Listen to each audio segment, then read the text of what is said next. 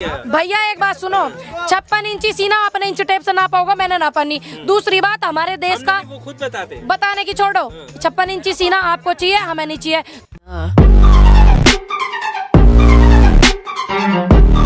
प्रवक्ता कहती है कि 70 साल में अब आगे। अरे वो प्रवक्ता हमें ना दिखे, कहाँ चले गए, हम कहाँ मर गए हैं, हमें दिखाते हैं उन प्रवक्ताओं को, हमें तो दिखे ना, हम तो डेली आवे। कल ही सुधांशु त्रिवेदी टेलीविजन पर बैठ के टेलीविजन पे क्या करेगा, देश का किसान यहाँ पड़ा, यहाँ बैठो, टेलीविजन पे फोटो खिंचवाने का ज्यादा शौक चढ़ रहा, देश कहाँ देख रहा, हम तो यहाँ पड़े हुए हैं, हम देख रहे हो ना, अब हम ना देखते वो इनके दिन चले गए। दूसरी बात, किसान यहाँ पड़ा, यहाँ पे आके बैठ के बात करें, टेलीविजन का जमाना छोड़ दे, में क्या दिक्कत हो रही, टीवी पिक्चरों में आने के लिए तो ये कंगना रनौत फड़ाना ढिकाना ये बतेरी है।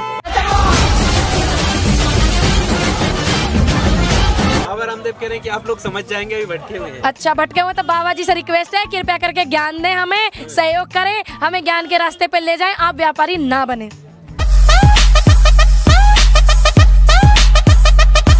मन की बात सुनी, गैंडे चीते हाथी बिल्लों की बात कर रहे, किसानों के मन की बात तो करी नहीं। जिस आदमी को अपनी घरवाली के मन की बात ना पता हो, तो देश के किसानों की, देश के युवाओं की क्या मन की बात पता होगी, आप ही बताइए।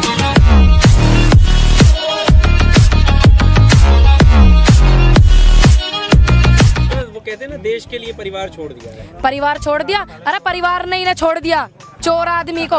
ये कहते हैं ना बार बार मैं चौकीदार, हकीकत में अब हमारी समझ में आया ये चौकीदार है, मालिक तो वे हैं, ये तो उद्योगपति। अब समझ में आया कि ये चौकीदार है, हम इतने दिन से समझ ही ना पा रहे थे, ये बार बार कह रहे चौकीदार चौकीदार, हम सोच रहे भैया देश के चौकीदार, हमें ना बताता अडानी अंबानी जी के, अरे इनके चौकीदार है ये।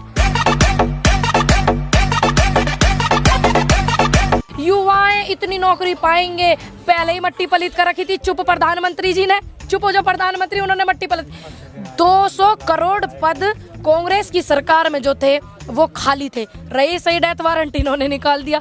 मिली नौकरी? आपको मिली? अगर आपको मिलती है हुक्का टांडिया बिस्तर न ढाका फिरते आप।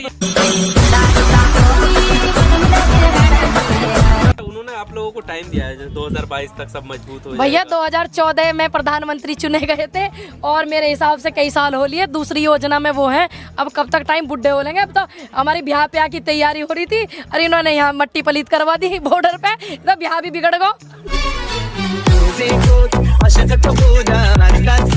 मोदी जी भी के कौन से गेहूं जो है उनके, क्या नाम है उनका, अंबानी जी है, उन्होंने ऐसी टेक्नोलॉजी नहीं बनाई कि वो पैसा मशीन में डाले और गेहूं निकल आए, वो भी हमारा ही खा रहे हैं, ठीक है, हमारा उगाया हुआ ही खा रहे हैं वो। दूसरी बात ये जो 570 साल से लंगर चले हुए हैं देश में, वाहिगुरु जी की अगर कृपा रही, पता नहीं कितने साल तक चलेंगे, क्या दिक्कत है।